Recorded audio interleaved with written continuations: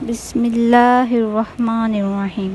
حضرت امام حسین کی شہادت کے بعد جب آل رسول کو بیعت کر کے اور امام حسین کے سر کو کاٹ کے نیزے پہ بلند کر کے شام کی طرف لے جایا گیا تو جہاں جہاں سے یزید کا قافلہ گزر رہا تھا تو لوگ پوچھ رہے تھے کہ یہ سر کس کا ہے اور یہ بیابان کون ہے۔ جس کو بھی معلوم ہوا کہ یہ رسول اللہ کا خاندان ہے تو ہر کوئی دل ہی دل میں ان ظالموں پر لعنت کرتا رہا اور کوشش یہ تھی کہ یہ لین ہمارے شہر میں نہ رکیں۔ تو ویسے ہی چلتے چلتے جب یزید کا قافلہ شہر بغداد تک پہنچا تو وہ لوگ پہلے سے ہی باخبر ہو چکے تھے کہ فوج یزید نے اللہ کے رسول کے نواسے کو قتل کیا ہے، آل محمد کو قید کیا ہے، تو انہوں نے اپنے شہر کے دروازے بند کیے ہوئے تھے۔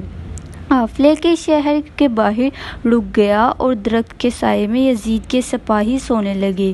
جب رات ہونے لگی تو ایک رہبر قریب آتا ہے اور دیکھتا ہے کہ ایک سر جو کہ نورانی ہے، جس پر آسمان سے فرشتے آ کے سلام کر رہے ہیں اور وہ سر قرآن کی تلاوت کر رہا ہے۔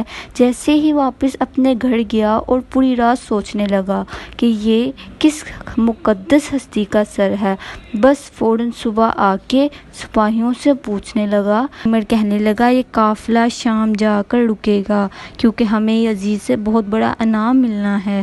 راہب نے کہا میرے پاس 10,000 درہم ہے، اگر ایک رات کے لیے سر دے دو تو وہ میں تمہیں دے دوں گا۔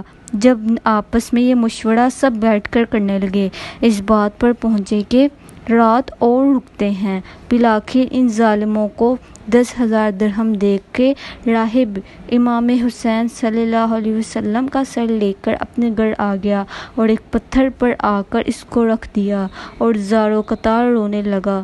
اتنے میں ہی امام حسین علیہ السلام کے سر سے آواز آئی، اے راہب، یاد ہے کہ جب تو نے اولاد کی دعا کروانے کے لیے میرے نانا کے پاس آیا تھا اور تمہارے مقدر میں اولاد نہیں تھی، میں نے اللہ سے دعا کی کہ اللہ تجھے 7 بیٹے عطا کر دیے جائیں، اور تم نے کہا تھا کہ ایک مرتبہ میرے گھر آنا۔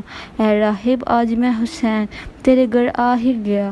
بس جیسے ہی امام کے سر سے آواز سنی تو راہب زور زور سے رونے لگا اور کہنے لگا، اے میرے آقا حسین، مجھے معاف فرما دیجئے، اگر مجھے معلوم ہوتا تو میں آپ کے قدموں پہ قربان ہوتا۔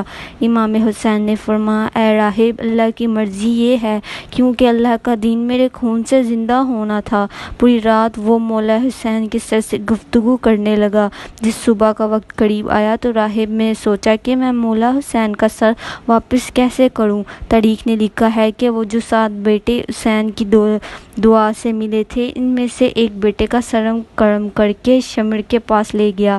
شمر نے جیسے ہی سر کھول کر دیکھا تو کہنے لگا یہ حسین کا سر نہیں۔ وہ واپس آیا اور دوسرے بیٹے کا سر قلم کیا، انہوں نے وہ دیکھا اور پھر کہا یہ حسین کا سر نہیں۔ ایسے کرتے کرتے راہب نے امام حسین کے عشق میں اپنے 7 بیٹوں کو قربان کر دیا۔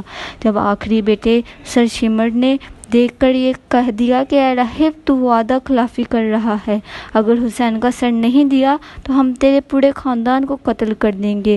بس جیسے ہی واپس اپنے گھر پہنچا تو امام حسین کے سر سے آواز آنے لگی، اے راہب، اپنے سارے بیٹوں کے سر ان کے جسم کے ساتھ رکھو، اللہ کے کرم سے تمہارے سارے بیٹے زندہ ہو جائیں گے، اور میرے سر کو اٹھاؤ اور فوجی یزید کے حوالے کر دو، کیونکہ یہ اللہ کی مرضی ہے، ہمارے شام تک پہنچنا ہے اور ہر گلی گلی ایک ایک بازار سے گزر کر قرآن کی تلاوت سنانی ہے، میری بہن زینب کو خطبہ بھی دینا ہے اور ایک بازار سے گزرتے ہوئے اسلام کی تبلیغ کرنی ہے۔ تو بس راہب نے اپنے تمام بیٹوں کے سر ان کے جسم پر رکھے، اللہ کے رحم سے وہ سارے بیٹے زندہ ہو گئے۔